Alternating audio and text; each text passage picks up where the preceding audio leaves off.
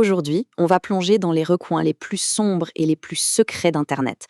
On va explorer une économie souterraine qui brasse des milliards. Une économie complètement cachée avec ses propres rois et bien sûr, ses propres règles. Tout commence vraiment en 2017 avec une annonce qui fait l'effet d'une bombe dans le monde de la cybercriminalité. Alphabay, le plus grand supermarché en ligne de tout ce qui est illégal, vient de tomber. C'est l'aboutissement d'une opération policière internationale absolument gigantesque. Et pourquoi un tel déploiement de force ? Eh bien, à cause de ce chiffre qui donne le tournis. Alphabay générait jusqu'à un demi-milliard de dollars de chiffre d'affaires chaque année, une fortune colossale, bâtie entièrement dans l'ombre. Mais alors, comment une telle entreprise criminelle a-t-elle pu naître et prospérer ? Pour comprendre, il faut s'aventurer sur ce qu'on appelle le marché fantôme d'Internet. Le dark web, ce n'est pas l'Internet de tous les jours, celui qu'on utilise avec Google. Non.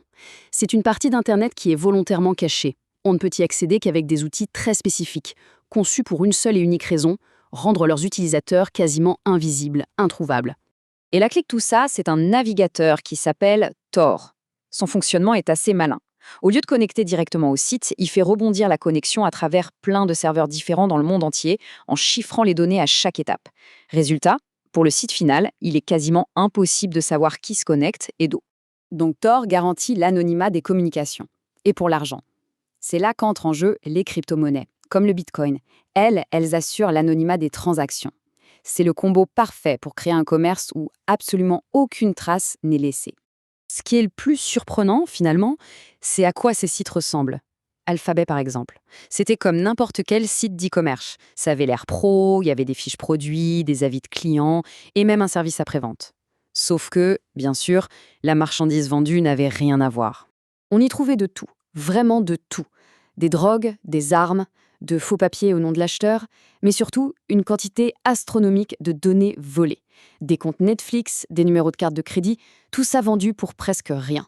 D'accord, on a le marché, les produits, la technologie, mais qui se cachait derrière ce gigantesque supermarché du crime ? C'est le moment de dresser le portrait du roi de cette cybercriminalité. Pour ça, direction à la Thaïlande. Là-bas, un jeune Canadien, un certain Alexandre Coz, menait la grande vie. Lamborghini, Porsche, plusieurs villas de luxe. Pour son entourage, l'origine de sa fortune était un mystère total. La réponse, c'était Alphabay, une petite affaire qui, à son apogée, traitait jusqu'à 800 000 $ de transactions chaque jour. En fait, Keyzes a été très opportuniste. Il a profité du vide laissé par la chute de Silk Road, le premier grand site du genre. Juste après, il a lancé Alphabay. Et en l'espace de quelques années seulement, sa création est devenue 10 fois plus grosse que son prédécesseur. Évidemment, un empire de cette taille, ça finit par attirer l'attention des autorités du monde entier. C'est le début d'une traque planétaire. Le défi était immense. Comment fait-on pour attraper un fantôme numérique, un type qui vit à l'autre bout de la planète et qui ne montre jamais, au grand jamais, son vrai visage ? La chute va venir d'un tout petit détail, une erreur de débutant presque. Des agents s'infiltrent et créent un compte sur le site. Ils reçoivent alors un email de bienvenue automatique. En fouillant dans les données techniques de cet email, les enquêteurs trouvent une vieille adresse Hotmail. Une petite recherche, et voilà qu'ils tombent sur un message posté sur un forum informatique datant de 2008. Un jeune passionné y avait laissé exactement cette même adresse, en signant de son vrai nom. C'était la première fissure dans l'armure d'anonymat.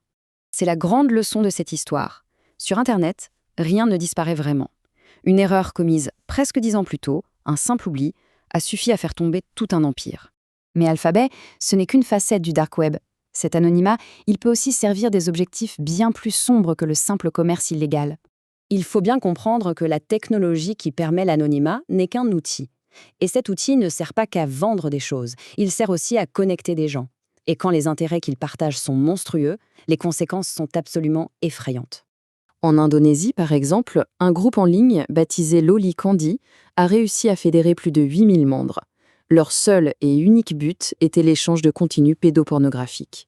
Le fondateur de ce groupe, un homme nommé Wawan, niera tout en bloc, allant jusqu'à se présenter comme une personne normale. Et pourtant, il était bel et bien à la tête de l'un des plus grands réseaux d'exploitation d'enfants jamais découverts en Indonésie. Les démantèlements d'Alphabay et de Loli Candy sont des victoires importantes, c'est certain. Mais elles soulèvent une question beaucoup plus large. Est-ce que cette bataille contre la cybercriminalité est une bataille qu'on peut vraiment gagner ? Le problème, c'est ce que les spécialistes appellent souvent le jeu de la taupe. On frappe sur une tête, elle disparaît, mais une autre, souvent plus grosse, réapparaît ailleurs. Regardez, la chute de Silk Road n'a pas mis fin au trafic. Au contraire, elle a simplement laissé la place à Alphabet, qui est devenu 10 fois plus grand. Au fond, toute cette technologie qui permet l'anonymat peut à la fois protéger un dissident politique qui risque sa vie, mais aussi un criminel.